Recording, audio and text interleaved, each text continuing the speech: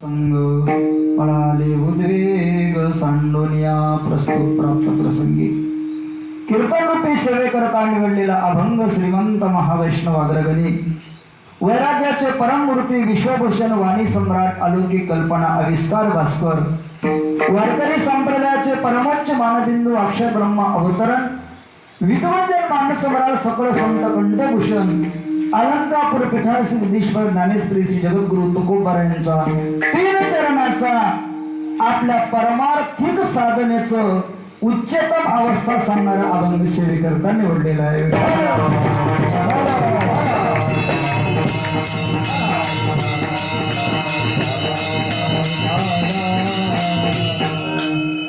सेवेला सुरुवात करण्याचा पूर्वी थोडासा पर्याय अनंत कालापासून जवळजवळ 200-300 वर्षापासून आपल्या रोकडा सावरगाव या गावामध्ये महान संजीवन समाधीस्थ असणारे संत मुकुंद महाराज यांच्या पुण्यतिथी उत्सवानिमित्त चालू असलेला अखंड हरिनाम सप्ताह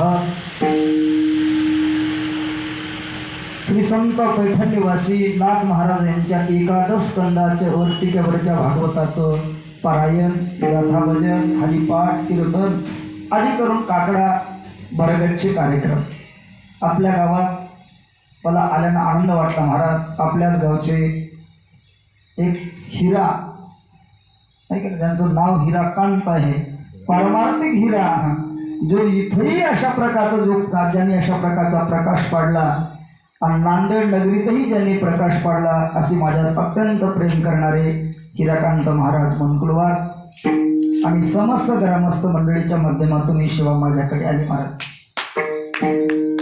एक आनंद याचा वाटला, आपलं गाव एवढं पवित्र आणि पावन आहे. महाराज का पावन आहे?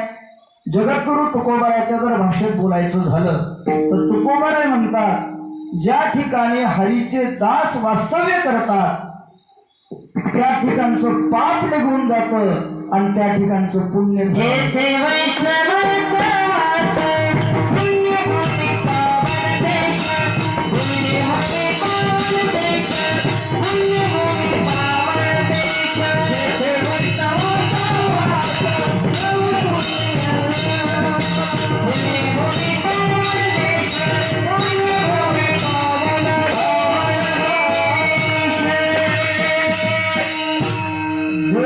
वसते हरीचे दास पुण्य पिके पापा. आपल्या गावात 2 संजीवन समाधी आहेत महाराज, आहे का नाही? मुकुंद महाराज आणि बुवा साहेब. त्याचप्रमाणे सुंदर असे प्रतिष्ठित संत होऊन गेले बापूदेव महाराज. 3 संतांचं वास्तव्य आहे, भगवान पांडुरंगाचा दरबार आहे आणि हनुमंतरायांचं अशा प्रकारचं ग्रामदैवत आहे. महाराज काय कमी आहे? कमी काहीच नाही, फक्त कमी माणसं आहेत. विठ्ठल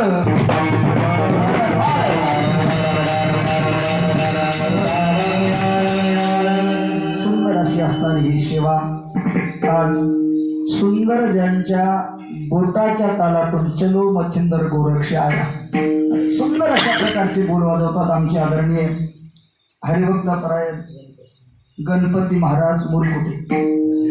एकदा त्यांच्याकरता टाळ्या वाजवा. त्याचप्रमाणे आदरणीय गायनाचार्य कृष्णा महाराज मुंडे आणि बालाजी महाराज मुंडे त्यांच्याकरता टाळ्या वाजवा.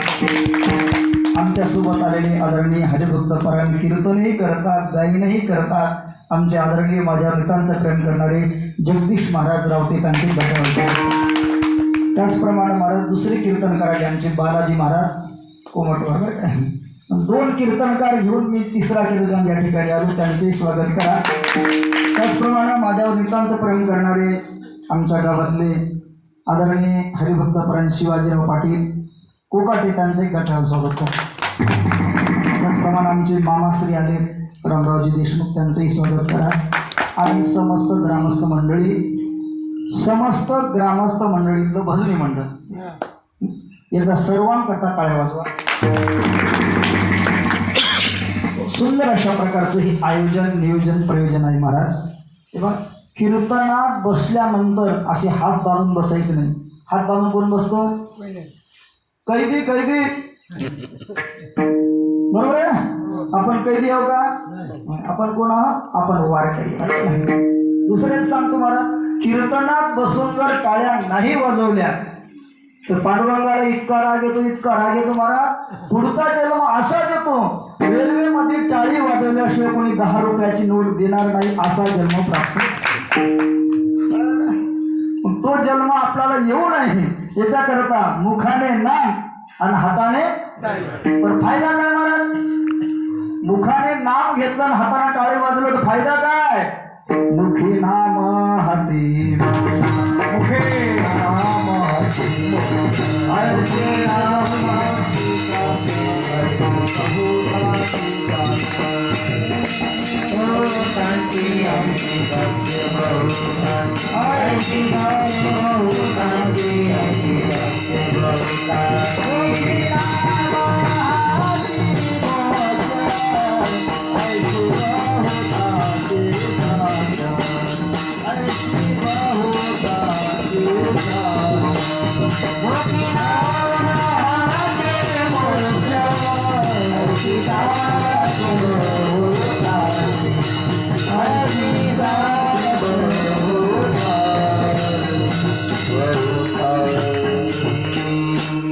कीर्तनात बसून हाताने टाळी वाजवली आणि मुखानं विठ्ठल विठ्ठल म्हणलं की मोक्ष तुम्हाला मिळतो महाराज. मिळवायची गरज नाही. इथं सोपं आहे महाराज, आहे का नाही? तुका म्हणे संती सांगितलं सोपे, सोपं साधन सांगितलं, फक्त करावं लागतं. आमचे कुलकर्णी काका महाराज यांच्या घरी गेलो, आनंद वाटला. सगळं परमार्थी 2-3 जण भाऊ आमचे काका, आनंद आहे महाराज अशा प्रकारचा. आता आपण परमार्थाला लागलो. परमार्थ करत असताना आपल्याला काही गोष्टी कळाल्या पाहिजे महाराज. काही गोष्टी कळाल्या पाहिजे. सार काय, असार काय, चांगलं काय, वाईट काय, योग्य काय, अयोग्य काय. आपल्याला सार कळतं का सारं कळतं? आपल्याला सार कळतं का सारं कळतं? बरोबर, हे तुम्हाला कळतं. दुसरं संसारातले माणसं, आपल्या घरातले माणसं आपल्यावर खरं प्रेम करतात का खोटं करतात? बोलत जा, मी काय तुम्हाला पैसे मागणार बोलत. कसं करतात? खरं करतात. बरोबर. बरं, खरे प्रेम करतात का खरेच करतात? खरं करतात का खरेच करतात? खरंच केले असतं बाबा तर तुम्ही गेल्याबरोबर तुमचा 7-12 पोराच्या नावावर झालाच नसता. खरं प्रेम करतात, खरेच प्रेम करत नाही. आपल्याला सारही कळत नाही परमार्थातलं आणि सारं सुद्धा कळत नाही. बरं, परमार्थ आपल्याला चांगला कळतो का चांगला कळतो? हे कळत नाही मला. तू का म्हणे हेही नाही आणि ते याच्यातलं काहीच कळत नाही, पण हे कळायला पाहिजे. उदाहरण देतो आणि मग पुढे चालतो. भजन करावे.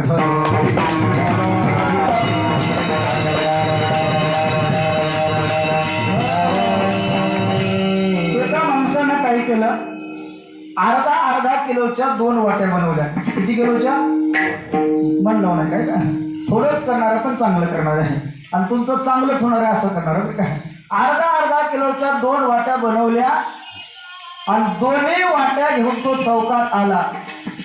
1 वाटी होती महाराज अर्धा किलो सोन्याची आणि 1 वाटी होती अर्धा किलो लोखंडाची. चौकात आणून ठेवल्या. सांगितलं बाबा ज्याला जी लागती ती वाटी घ्या. तुम्ही कोणती वाटी घेसाल? 1,12,000 आहे. बरोबर आहे, चौकात आमच्या इकडे 1,12,000 आहेत. अर्धा किलोचे किती झाले? 56,000. बरोबर आहे का? बरं, तुम्ही काय करता? सोन्याची वाटी उचलली. पण ठेवणारा इतका हुशार होता महाराज, त्यानं काय केलं, सोन्याच्या वाटीत टाकलं विष आणि लोखंडाच्या वाटीत टाकलं अमृत. आता कोणती उचलसाल? लोखंडाची.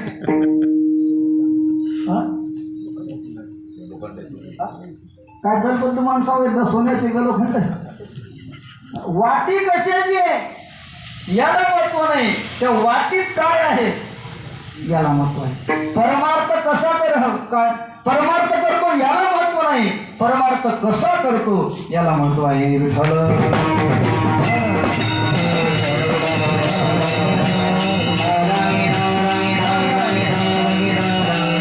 याचा अर्थ आपल्याला सारही कळत नाही आणि सार सुद्धा कळत नाही.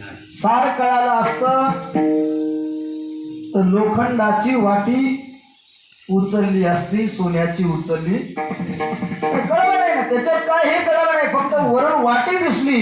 तसं परमार्थ कळायला पाहिजे महाराज. चांगला काय, योग्य काय, अयोग्य काय, परमार्थ कळाल्याशिवाय संसार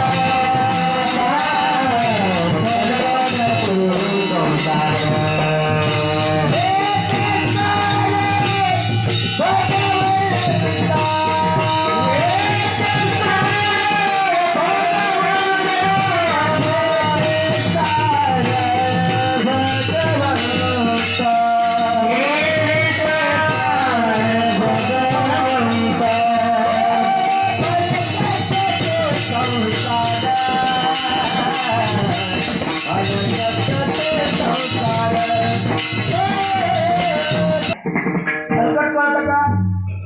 दळण मिसल्यानंतर आपण पाखडल्यावर समोर काय असतो?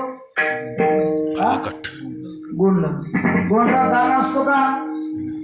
काही नसतं. गोंडर कोणाच्या कामी असतं? जनावरांचं. आपल्या कामाचं संसार फलकट आहे महाराज. त्याच्यामध्ये काहीच नाही. सार कोण आहे? परमात्मा आहे. तरीही आपण संसार सोडत आणि देव जोडत इतकं संसारात माणसं प्रेम करतात. एक उदाहरण सांगतो पुढचं. इतकं करतात महाराज, काही काही माणसाला वाटतं संसारापेक्षा जगात दुसरे सुखच नाही. काही काही संसारात सुख म्हणलेलं आहे महाराज. एक नवीन लग्न झालं होतं. मुलगी नांदायला गेली आणि मला तिचे वकील होते महाराज. काय होते? आता वकील काय घालतात? आमच्या महाराजसारखा काळा कुठे घालतात? काय घालतात? वरूनही काळा आणि आताही थाईचाची काळा आधी बघू का वकील महाराज. नवीन लग्न झालं. नवरा बायको मुंबई सारख्या शहरामध्ये राहायला गेले. आता वकिलाची महाराज कोर्टामध्ये रोज ड्युटी. सकाळी 10ला जायचं आणि संध्याकाळी 7ला यायचं. नवीन लग्न झालं. आता नवीन लग्न झाले की पैसे जास्त असतात. कोणाजवळ? नवीन लग्न झालेल्या पोरीजवळ. माय बापही देतात आणि नवराही देतो. हा सकाळी 10ला जायचा, 7ला यायचा, 10ला जायचा. हे म्हणायची का हो तुम्ही रोज कोर्टात सकाळी 10ला जाता आणि संध्याकाळी 7ला येता. तुम्ही येईपर्यंत मला काही खावंसं वाटत नाही, काही प्यावंसं वाटत नाही, काही द्यावंसं वाटत नाही, काही करमत नाही.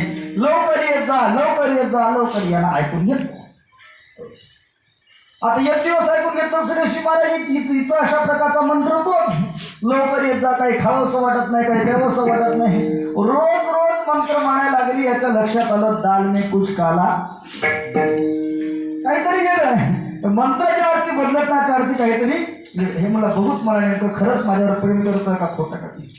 एक दिवस याने काय केलं महाराज, सकाळची 10ची वेळ सूट घातला, बूट घातला, पॅन्ट घातली, शर्ट घातला, कोट घातला आणि गाडीला किक मारली.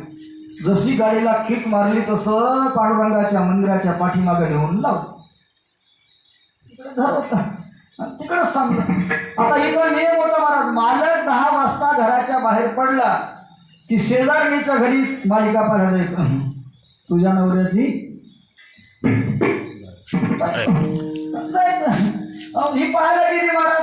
तेवढ्यामध्ये मालक आला महाराज. याला काय केलं, पलंगाखाली लपून बसला. मला बघूत मला खरंच प्रेम आहे का, खरं करते का खोटं करते बघूतच मला. लपून बसला महाराज. 10ची मालिका संपली. 10:30 वाजता ही घरी आली. तेवढ्यामध्ये आलं महाराज पेढेवाला. 5 रुपये पावशेर पेढे, 5 रुपये पावशेर पेढे. आता पैशाला कमी आहे का?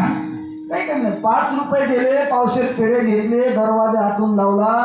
हिराका सावकार देवाला ठेवला नाही हो पांडुरंगाला एकटीच हल्ला काय पाहता माझ्या औषध पेढा हाणला हे टुकू पाहू लागलं हे मला काही खावंसं वाटत नाही काही प्यावंसं वाटत नाही काही करमत नाही औषध पेढा हाणला किंवा पुन्हा किती 11ची मालिका पाहायला महाराज 11:30 पुन्हा आले पुन्हा ते उसवाला आलं रुपयाला 2 ऊस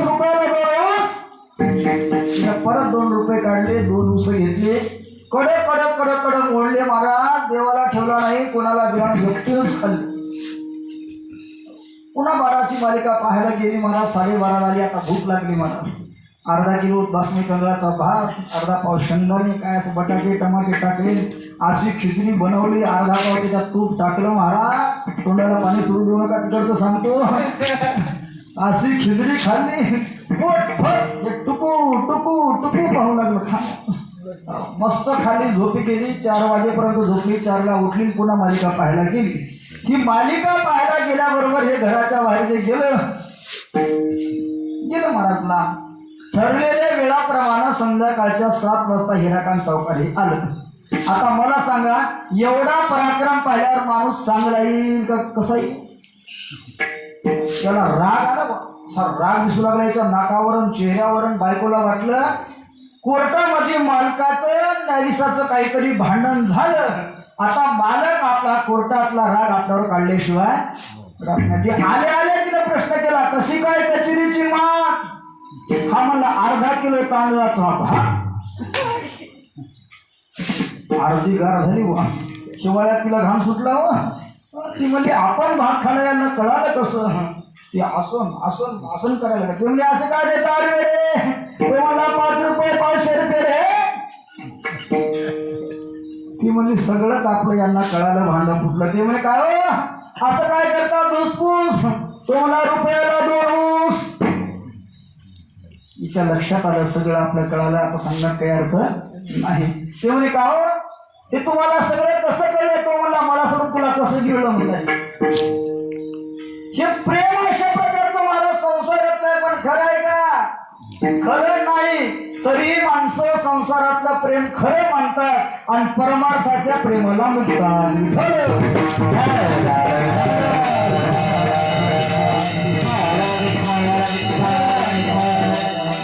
असं झालं महाराज काही साधकाने भगवान परमात्म्याची पांडुरंगाची भक्ती करायला सुरुवात केली आयुष्यभर त्यांनी भक्ती केली पण भक्तीचं फळ काही मिळालं नाही काही माणसाच्या जीवनात ज्ञानोबा म्हणतात कने विना सोपटे कनसे लागली घनदाटे काय करावे गोमटे ओसनगर संपूर्ण शेतामध्ये कंस लागले महाराज ज्वारीला पण एकाही कंसाला दानाच नाही काय उपयोगाचा तसं काहीची भक्ती आयुष्यभर भक्ती करतात पण फळ काही मिळत नाही या साधकाने सुद्धा 2-4 साधकांनी भक्ती केली महाराज आयुष्यभर भक्ती केली पण फळ काही हाताला येत नव्हतं मी 4-5 साधक जगद्गुरु तुकोबऱ्याकडे गेले म्हणजे महाराज तुम्हीही भक्ती करता आम्हीही भक्ती करतो तुम्ही भक्ती केल्यानंतर तुम्हाला भक्तीचं फळ मिळालं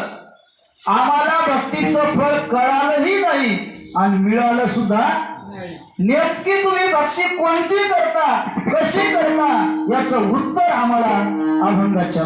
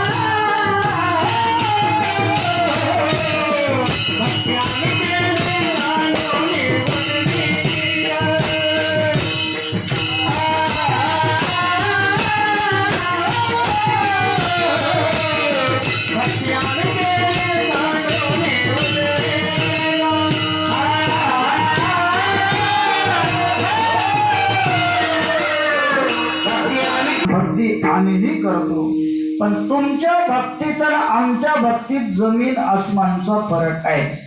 तुम्ही भक्ती करता उद्वेगासहित करता, आम्ही भक्ती करतो उद्वेग रहित. उद्वेग शब्दाचा अर्थ होतो आशा रहित, कामना रहित, इच्छा रहित, दुःख विरहित. जी भक्ती असते तिला उद्वेग रहित भक्ती असं म्हणतात. आपण रोज महाराज तांब्याभर पाणी एक तेलाचं पान माहिती नाही, एक लोटा जग महादेवाला घालतो. महादेवाला भक्ती करायचं म्हणून घालतो का महादेवाला आमचा रोग बरा करावा म्हणून घालतो? आमचा रोग बरा करावा, आमच्या पोराला नोकरी लागावी, सुनबाईला पोरगं व्हावं, आहे की नाही?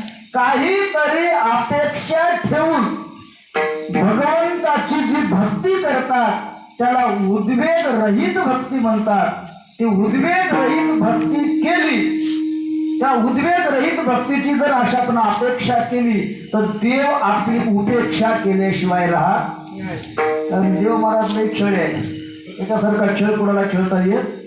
जो मागतो त्याला देत नाही आणि जो मागत नाही त्याला घे म्हणल्याशिवाय नाही. बरोबर आहे, मागतो त्याला देत नाही महाराज. आमचे कुलकर्णी काका आनंद वाटला महाराज. गराम जोशी आहे, आम्हाला सावकारांनी सांगितलं म्हणजे महाराज कोणाच्याही घरी पूजेला जातात, दिलं तर घेतात नाही तर निघून. याला म्हणतात अपेक्षा रहित भक्ती, उद्वेग रहित भक्ती. अपेक्षा ठेवायची नाही, दिवसो भरा न दिवसो. ही खरी भक्ती आहे महाराज. ही खरी भक्ती आपण करत नाही. पंढरपूरची वारी आपण दरवर्षी करतो. कशा करता? काहीतरी मला मिळावं, काहीतरी अपेक्षा धरून भक्ती करतो. त्याच्यामुळे भक्तीचं फळ आपल्या पदरात पडलं.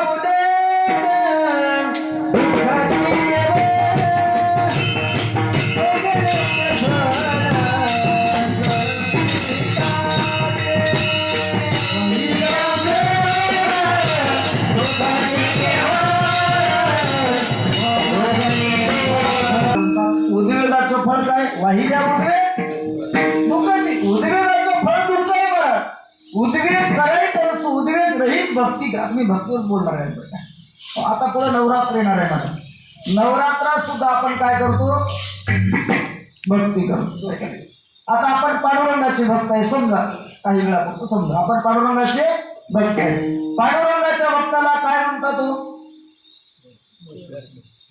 वैष्णव पंथ आहे महाराज. हा बरोबर. काय पांडुरंगाच्या भक्ताला काय म्हणतात? वारकरी. भगवान शंकराच्या भक्ताला आम्ही कापडी रे, आम्ही कापडी. गणपतीच्या भक्ताला गणपती मानतो, पण गणपतीच्या भक्ताला काय म्हणतात हे अजून आपल्याला माहिती. ही आपली अज्ञानी भक्ती आहे महाराज. अज्ञानाची भक्ती इच्छेची संपत्ती आणि तयाची चित्ती ही अज्ञानी भक्ती. मानतोय आपण, करतोय, पण काय करतो याचा अजून आपल्याला पत्ता लागला. गणपतीच्या भक्ताला गाणपत्य म्हणतात. काय म्हणतात? गाणपत्य. देवीच्या भक्ताला दुर्गा देवी ना काय म्हणतात? भोप्या. काय म्हणतात? कळलं ना? देवीच्या भक्ताला काय म्हणतात? पांडुरंगाच्या भक्ताला वारकरी, शंकराच्या भक्ताला कापडी, गणपतीच्या भक्ताला गाणपत्य आणि देवीच्या भक्ताला भोप्या म्हणतात. हे कळलं तुम्हाला? कळलं? या गोष्टी कळायला पाहिजे मला. आता नवरात्रात आपण भक्ती करणार आहे. काही काही गोष्टी महाराज इतक्या आपल्यापर्यंत आल्या नाही, आपण ऐकल्या नाही, करत नाही, त्यामुळे ते फळ मिळत नाही. आता नवरात्रात देवीची भक्ती करतो तर प्रत्येकाला कुलदेवता आहे महाराज. नाही का? नवरात्रात म्हणा कुलदेवता आहे की नाही? प्रत्येकाला कोणती असत आहे. प्रत्येकाच्या कुळानुसार प्रत्येकाला कुलदैवता आहे. आपला धर्मसिंधू आणि निर्णय सिंधू नावाचे 2 ग्रंथ आहेत महाराज आपल्या धर्माचे. काही काही गोष्टी ग्रंथात वाचत जा. महाभारत आहे, भागवत आहे, रामायण आहे. धर्मग्रंथानं सांगितलं कुलदेवतेची वर्षातून 5 वेळेस महिला मंडळाच्या तेव्हा ओटी भरली पाहिजे. किती वेळेस आपण भरतो का? नाही. म्हणून आपल्या घरात आपल्याला सुख शांती नांदत नाही. कमीत कमी 5 वेळा सांगितलेलं आहे. कधी कधी वर्ष प्रतिपदेला म्हणजे गुढी पाडवा त्या दिवशी आपल्या कुलदेवतेला ओटी भरली पाहिजे. दुसरी, श्रावण महिन्यातल्या शुद्ध पक्षातल्या पहिल्या मंगळवारी किंवा पहिल्या शुक्रवारी आपण दुसऱ्या वेळेला आपल्या कुलदेवते, हे लक्षात ठेवा बरं का, मी पुन्हा सांगत नाही, ओटी भरली पाहिजे. तिसऱ्यांदा कधी भरायची? तिसऱ्यांदा महाराज नवरात्रातल्या शुद्ध पक्षातल्या पहिल्या मंगळवारी किंवा पहिल्या शुक्रवारी. चौथ्यांदा बली प्रतिपदेच्या दिवशी, दिवाळी पाडवा त्या दिवशी कुलदेवतेची ओटी भरावी. आणि पाचव्यांदा महाराज पौष महिन्यातल्या शुद्ध पक्षातल्या मंगळवारी किंवा शुक्रवारी. कळलं ना? आता ओटी भरत असताना ओटीमध्ये महाराज सावकार 5 फळं पाहिजे. किती फळं? केळं नाही बरं, काय लक्षात ठेव, केळं पाहिजे पण त्याच्याबरोबर फळे पाहिजे. किती फळं पाहिजे? 5. सांगतो की, लक्षात ठेवा. त्याच्यामध्ये सुपारीचं एक फळ पाहिजे. कळलं ना?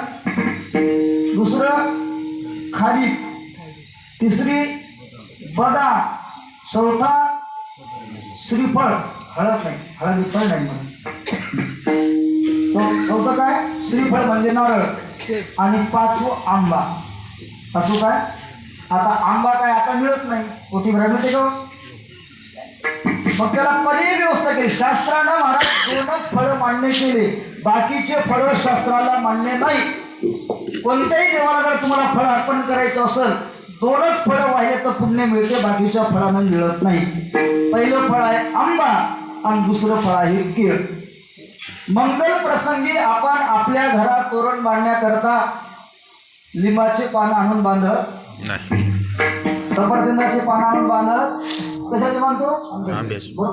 मंगल प्रसंगी आपण कंद म्हणून केळीच्या कंदाचा उपयोग करतो, आहे का नाही? बाकीच्या झाडाच्या कंदाचा उपयोग करत 2च फळं मानले, केळ आणि आंबा.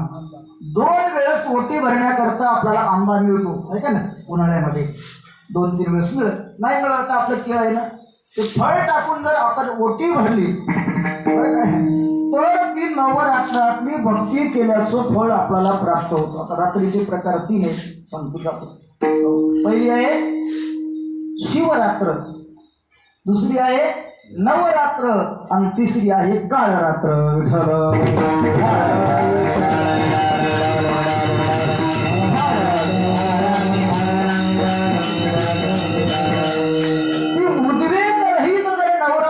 नवरात्राची भक्ती म्हणजे नुसतं नवरात्र उपवास धरणं ही भक्ती नाही.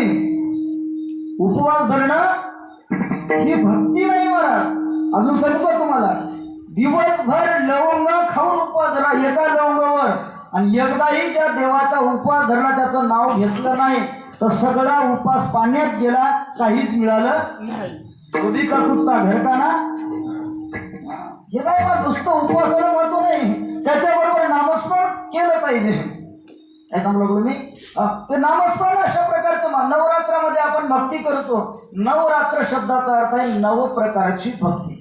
नवीन भक्तीच्या भक्ती.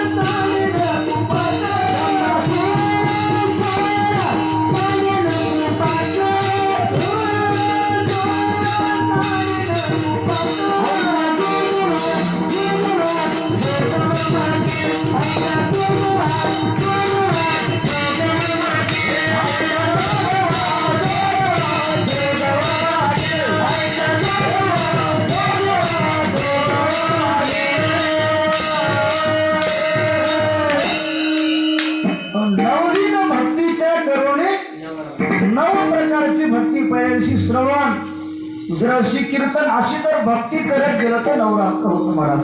आता भक्ती कोण करत? भक्ती कोण करत? सोपं उत्तर काय लागू नका, मी का तुम्हाला भांडणार नाही, कशी देणार. भक्ती कोण करत? भक्त. सोपं उत्तर आहे. भक्ती कोण करत? भक्त. भक्त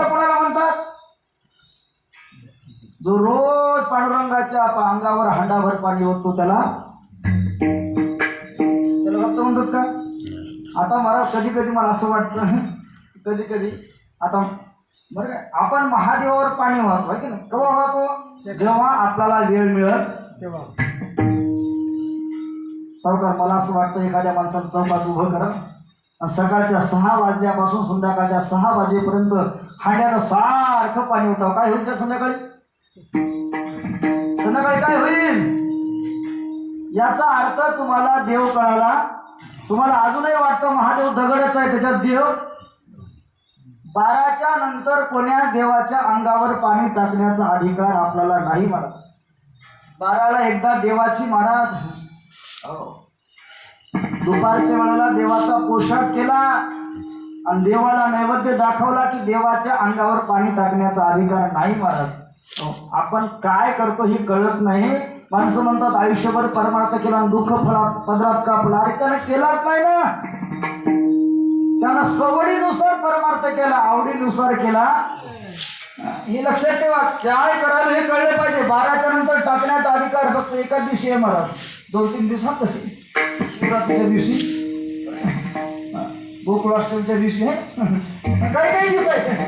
पण रोज तुम्हाला देवाच्या अंगावर 12च्या नंतर टाकण्याचा अधिकार नाही. महाराज आपण कुठं चाललो? आपल्याला वेळ मिळत असं करत नसतं. भक्ती आवडीनं करावी, सवडीनं भक्ती करू नये, फळ मिळत नाही. काय सांगलो का मी? जो भक्ती करतो त्याला काय म्हणतात? भक्त म्हणतात. भक्त कोणाला म्हणतात? जो देवापासून विभक्त होत नाही, देवापासून वेगळं होत नाही, भक्त त्याला म्हणतात. अखंड दया तुझी प्रीती, अखंड दया तुझी प्रीती, अखंड दया तुझी प्रीती, अखंड दया तुझी प्रीती, दयाची संगती, दयाची संगती, दयाची संगती, दयाची संगती, कमलापती, भगवी कमलापती, भगवी कमलापती, भगवी कमलापती,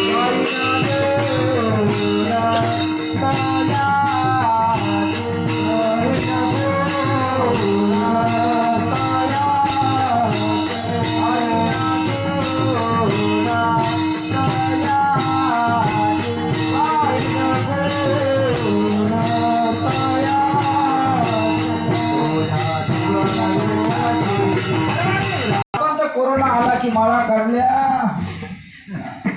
खाऊ नाही ते खाल्लं रे बाबा लोकांनी. आणि खाणारे 100% मेले. माळा करणारे पहिले मेले. अशी भक्ती कामाची नाही मानत. भक्ती कशी असावी? भक्ती असावी अपेक्षा रहित अशा प्रकारची भक्ती असावी. भक्ती करणाऱ्याला भक्त म्हणतात. जो भगवंतापासून विभक्त होत नाही त्याला भक्त म्हणतात. त्याचे 4 प्रकार पडतात महाराज. काही भक्त देवापाशी शरीरानं असतात पण मनानं, मन दुसरीकडे भक्त. तंबाखू आहे का, सुनावाला येईल का, तिकडे भटत. काही भक्त देवापाशी मनानं असतात पण शरीरानं नसतात. काही भक्त देवापाशी मनानंही नसतात आणि शरीरानं सुद्धा नसतात. पण काही भक्त देवापाशी मनानंही असतात आणि शरीरानं सुद्धा असतात.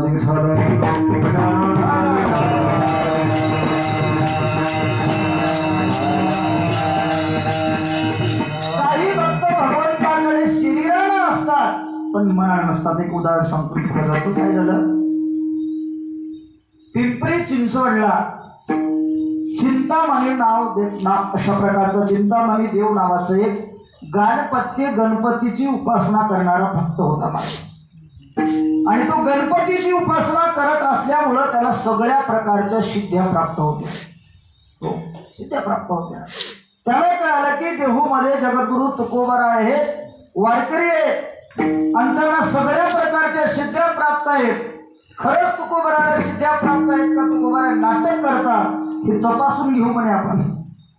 आणि म्हणून त्यानं काय केलं? अहंकारानं जगद्गुरु तुकोबाराकडे एक सेवक वाटवला. सांगितलं झाले देऊला तुकाराम महाराजाला जाऊन सांग की तुम्हाला चिंचवडच्या चिंतामणी देवानं बोलावलं. सेवक आला. तुकोबारा नमस्कार केला. श्री संताची माथा चरणावरी साष्टांग हे करी दंडवत. महाराज आमच्या चिंतामणी देवाला तुम्हाला भोजनाकरता बोलावलं चिंचवडला. उद्याचं आमंत्रण आहे, उद्या 11 वाजता या. महाराज मला काही हरकत नाही, तुम्ही जा, मी येतो. सेवक निघून गेला. दुसऱ्या दिवशी सकाळी तुकोबारा उठले, सुंदर पवित्र इंद्रायणीचं स्नान केलं, पांडुरंगाचं दर्शन घेतलं, काकडा हात केला, नित्यनेम केला, गळ्यामध्ये अशा प्रकारचा विना घातला आणि भगवंताचं नामस्मरण करत करत करत तुकोबारा चिंचवडला गेले. योगायोगानं तुकोबारा सकाळी 9लाच गेले. महाराज 9 वाजता यानं अशा प्रकारचे कपडे काढले आणि सुंदर गणपती बाप्पाची पूजा करू लागला. मग सुंदर तुकोबारा आले, असं खांब होता, खांबाला टेकून उभे राहिले, त्याची पूजा करू लागला. आता देवाची पूजा चालू आहे, आपण कसं खाली बसा म्हणून तुकोबारा खांबाला टेकून उभे राहिले. त्यानं सुंदर अशा प्रकारची पूजा केली महाराज. पण पूजा करता करता त्याचं मन गेलं बागेत. कसं गेलं?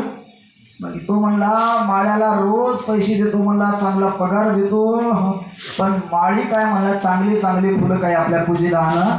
पूजा कोणाची करायला? गणपतीची. मन कुठं चाललं? बागेत. शरीर कुठं आहे? देवाचं. गणपतीच्या मंदिरात. मन कुठं आहे? सगळी पूजा झाली महाराज. पूजा झाल्यानंतर काय झालं महाराज, त्यांना आरती केली, घाली लोटांगण करू लागलं. असं घाली लोटांगण करत असताना महाराज पाठीमागं पाहिलं तर तुकोबारा उभे होते. आरती केली, विचारलं महाराज कधी आलात? तुकोबारा म्हणले चिंतामणी देवा तुमचं मन बागेत गेलं तेव्हाच आलो. मन कुठं गेलं? आता याला प्रश्न पडला, माझं मन बागेत गेलं की तुकोबाराला कसं कळलं? याला आता कळालं की तुकोबाराला आपल्यापेक्षा जास्त शुद्ध्या प्राप्त. मला काय सांगायचं होतं सांगतो ते पुढं. याचं मन बागेत आहे आणि शरीर मात्र काय मंदिरात आहे, हे का नाही? शरीराला मंदिरात आहे, मनानं पंढरपूरला आपण गेलो वारीला की शरीरानं वारीत असतो, मनानं कापूस पेरला असेल का नाही, बेबीला पाळी घातली असेल का नाही, म्हशीनं दूध देत असेल का नाही, हे का नाही? मग शरीर तिकडे असतं, मन कुठे असतं? इथल्या माणसाचं. आता जेजूरला गेली असती, खडोबाचं दर्शन घेत असतील, शरीर इथं मन तिकडे, आपलं धड तिकडे मन इकडं. कार्यक्रम झाला, त्यानं काय केलं, तुकोबारायाचा महाराज अशा प्रकार तुकोबारायाचा अपमान करण्याकरता संपूर्ण गावाला जेवायला बोलावलं महाराज. हे ब्राह्मण काका हे गाव जेवायला आलं. तुकोबारायला म्हणले तुम्ही बसा. तुकोबारा म्हणले आम्ही बसले. त्याला महाराज अपेंडिक्स झाला होता, अहंकाराचा अपेंडिक्स. तुकोबारा म्हणले आता अपेंडिक्सचं ऑपरेशन केल्याशिवाय आपण काही जायचं नाही, ऑपरेशन करावं लागेल, मरून जाईल. आपण म्हणजे आता याचं ऑपरेशन करायचं मग काय अहंकाराचा अपेंडिक्स ना. जेवायला बसले, तुकोबाराय बसले. वाढणारा म्हणले बाबा एक काम कर, माझंही पात्र टाक आणि माझ्या शेजारी 3 पात्र टाकले. आता वाढणाऱ्याला काय होतं, टाकले विचार 3 पात्र. सगळे लोक बसले. महाराज सुंदर पानावर स्वयंपाक वाढला, धर्मगुरू स्वयंपाक. चिंतामणी देवाला तुकोबारा म्हणले चिंतामणी देवा एक पात्र सोडून पलीकडच्या पात्रावर बसले. म्हणजे महाराज जेवायला सुरुवात करा. ते म्हणले तसं नाही. म्हणजे कसं, तुम्ही तुमच्या गणपती बाप्पाला या पत्रवाडीवर जेवायला बोलवा, मी माझ्या चिंतामणी